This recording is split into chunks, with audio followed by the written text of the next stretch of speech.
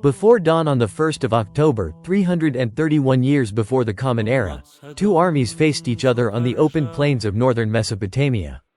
One belonged to Darius the Third, ruler of the vast Achaemenid Persian Empire. The other followed Alexander of Macedon, a king barely in his mid-20s who had already crossed continents, defeated armies and refused every opportunity to stop. The battle that was about to begin would become known as Gaugamela. But to understand why these few hours mattered so much, we have to go back several years. Alexander did not create his army from nothing. His father, Philip II of Macedon, had transformed the kingdom into one of the strongest military powers in the Greek world. Macedonian infantry carried the long sarissa. Elite companion cavalry could strike with speed and concentration. Light troops, heavy infantry and cavalry were trained to support each other. Alexander inherited not only a throne, but also a highly developed military system and experienced commanders such as Parmenion. In 334 years before the Common Era, Alexander crossed the Hellespont into Asia. At the Granicus River, he defeated Persian forces and opened the way deeper into Anatolia. But the Persian Empire was not an empty shell waiting to collapse. It still controlled enormous territories, important cities, wealthy provinces and powerful military traditions. The decisive rivalry soon became personal. At Issus, Alexander and Darius met directly for the first time. The narrow battlefield limited Persian freedom of movement, especially its cavalry. Alexander won. Darius withdrew, and members of the royal family fell into Macedonian hands. Yet the war did not end. Darius tried diplomacy. Ancient sources describe offers of territory, wealth and political settlement. The exact wording of these negotiations cannot be recovered with certainty, but the central fact is clear. Alexander had opportunities to stop. He chose not to. Instead of immediately chasing Darius eastward, Alexander turned south along the eastern Mediterranean. This was a strategic choice. He targeted the coastal system that supported Persian naval power. Tyre resisted for months before falling. Gaza followed. Egypt came under Alexander's control. By the time he turned back toward Mesopotamia, he had weakened the Persian Empire's western strategic position without yet defeating its king for the final time. Darius had also learned from Issus. He gathered another great army from across the empire and chose a very different battlefield. Near Gaugamela, the terrain was broad and open. Persian cavalry would have room to maneuver. Scythed chariots could operate more effectively. According to ancient accounts, parts of the ground were prepared to make their movement easier. This time, Darius intended to fight under conditions that favored him. Alexander marched east again, crossed the Euphrates and then the Tigris. His army had already traveled extraordinary distances. Behind every battle stood a less dramatic reality: food, water, horses, roads, scouts, camp organization and river crossings. An army that could not reach the battlefield in fighting condition could not win it.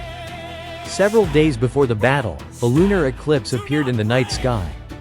Today, that astronomical event helps modern historians confirm the chronology of the campaign. For the soldiers watching it in the ancient world, it may have carried a very different emotional meaning.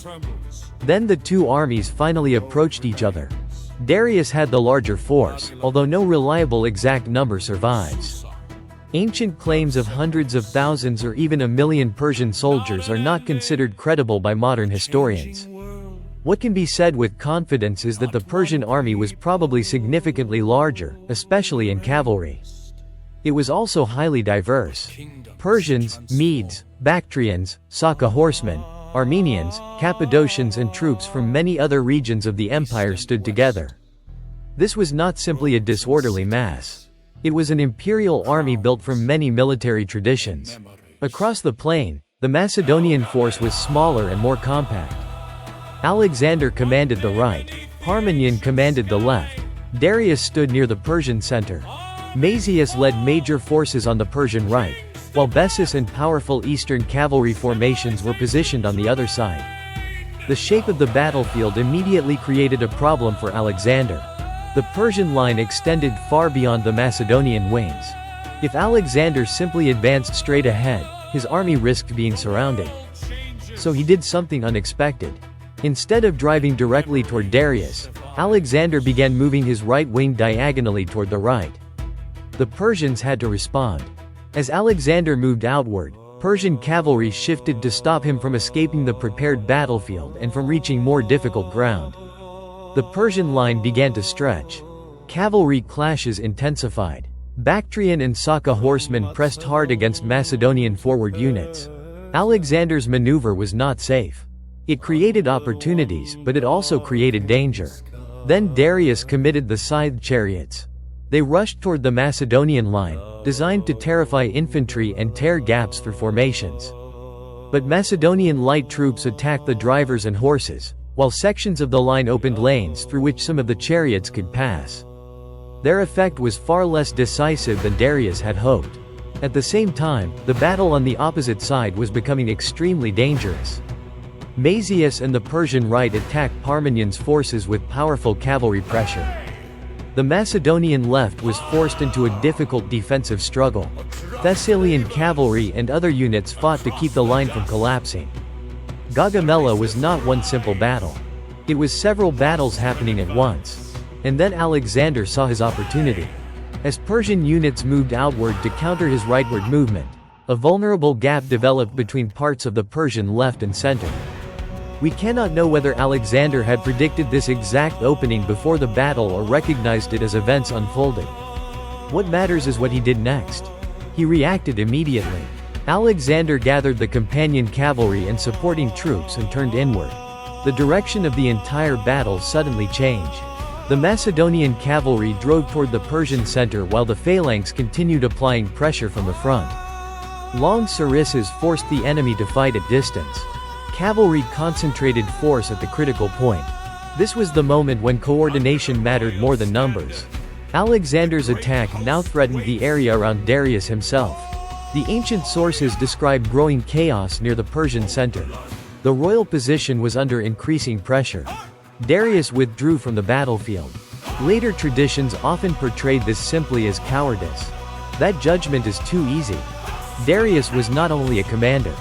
He was the political center of the empire. As long as he survived, another resistance could still be organized. But once the great king began to withdraw, the psychological effect on the center of his army was enormous. Persian resistance there began to break. Yet the battle was still not over. On the Macedonian left, Parmenion remained under serious pressure. Persian cavalry continued fighting. Some units penetrated gaps and reached areas behind the Macedonian line. Alexander could not simply chase Darius indefinitely while another part of his own army remained in danger. He turned back toward the wider battle. More cavalry fighting followed. Gradually, organized Persian resistance on the field collapsed. By the end of the day, Alexander controlled Gaugamela. But he had not conquered the entire Persian Empire in a single afternoon. Darius was still alive. Large territories remained outside Macedonian control. Resistance continued. What Gaugamela changed was the strategic structure of the war. Darius would never again assemble another imperial field army of comparable scale against Alexander. The road toward the central cities of the empire was now open. Alexander did not immediately devote all his strength to chasing Darius. Instead, he moved toward the centers that made imperial rule possible. Babylon came first. Only weeks after Gaugamela, Alexander entered one of the greatest cities of the ancient world. Mazius, who had fought against him at Gaugamela, was later appointed satrap of Babylon under Macedonian rule. That single decision reveals something important. Alexander was not simply destroying the Persian Empire. He was beginning to use it. Existing administrative structures, local elites and the satrapal system remained valuable. A conqueror could defeat an army quickly. Governing millions of people across enormous distances required something else. From Babylon, Alexander moved to Susa, another royal and financial center. Vast resources came under his control. These were not only trophies. Treasure meant soldiers could be paid, garrisons maintained and new campaigns financed. Then came the road into Persis. The terrain changed completely.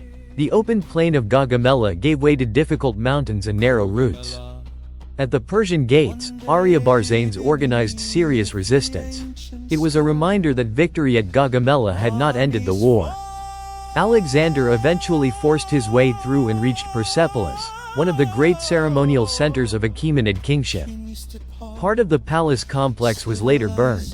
Ancient sources give different explanations.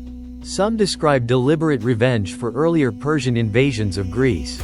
Others describe a decision made during a celebration. The exact motivation cannot be known with certainty. While Alexander captured royal centers, Darius continued moving east. He withdrew toward Media and then farther into the Iranian world, trying to preserve the possibility of resistance. But the political situation around him was changing. He had lost his major battlefield army. He had lost royal capitals. He had lost enormous financial resources. And some members of the Persian elite were beginning to reconsider where power now lay. Among them was Bessus, the satrap of Bactria. During the Eastern Retreat, Darius was eventually seized by men from within his own circle. As Alexander approached, Darius was killed. Alexander never captured him alive. Later stories invented dramatic final words and emotional exchanges between the two kings, but these cannot be treated as reliable history. Darius's death transformed Alexander's political position.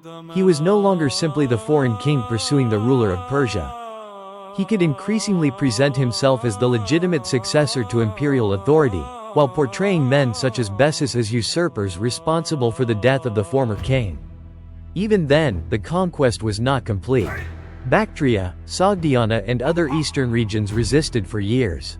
Alexander would continue into Central Asia and eventually toward the northwestern Indian subcontinent. So did Alexander really conquer the world? Not literally. But after Gaugamela, he gained access to one of the largest imperial systems of the ancient world and gradually absorbed much of its territory, wealth, infrastructure and administrative experience into his own rule. That is why Gaugamela matters. It was not simply a story of a smaller army defeating a larger one. It was not a simple victory of West over East.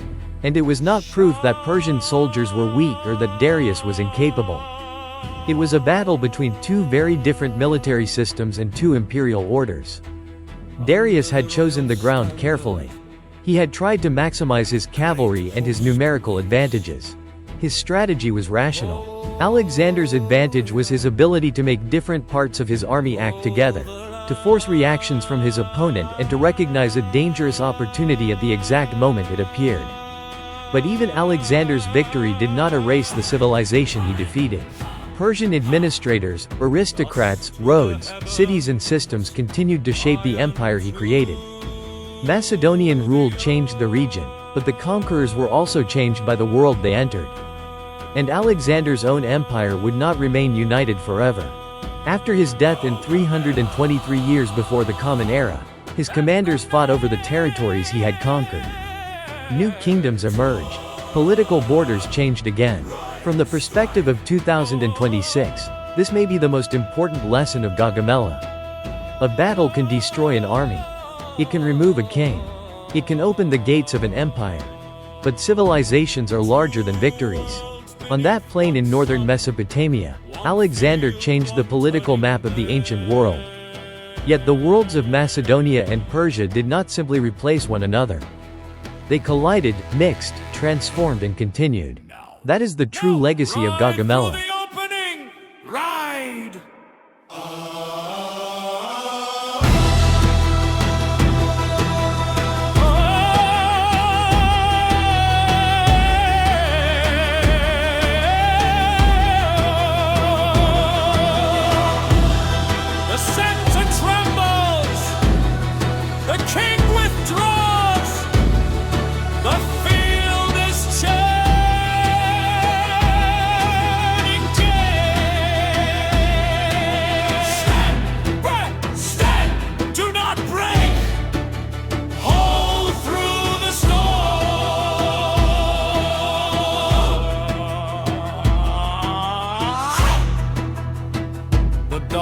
Trembles, the road remains. Babylon, Susa, Persepolis. Not an ending, a changing world. Not one people erased. but kingdoms transformed.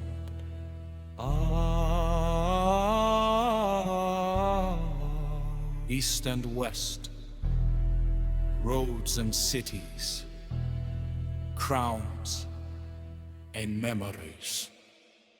Gaugamela!